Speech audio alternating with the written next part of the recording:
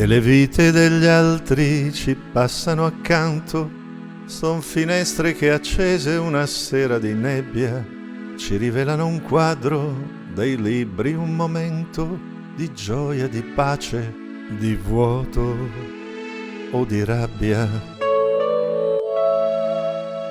E le vite degli altri le credi felici e ti sembran migliori di quella che vivi, finché sono lontane le guardi e ti dici che in fondo la tua più che altro la scrivi.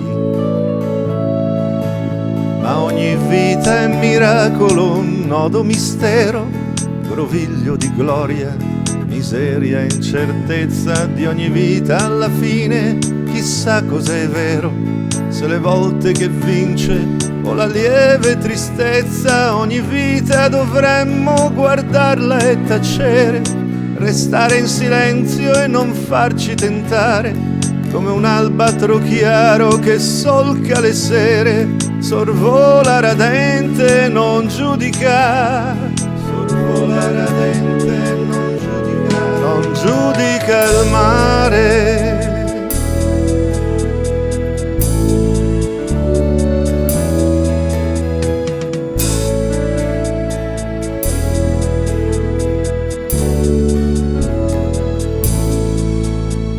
E le vite degli altri ci sfiorano piano, ipotesi incerte, messaggi cifrati che nessuno può dire se poi li capiamo, coi loro risvolti che restan segreti.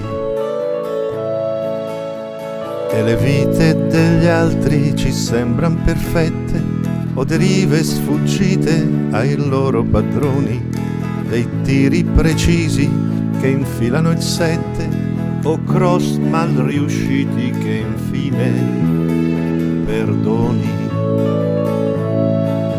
Ma ogni vita è confusa di luce e dolore, è torbida e limpida, a chiaro e burrasca, le sfuggono gli anni, i giorni, le ore, i simboli e i sogni, i soldi che hai in tasca. Ogni vita dovremmo lasciarla passare, averne il rispetto di chi finalmente ha capito che tutti siamo come in un mare, che costa fatica e magari, che costa fatica e magari per niente.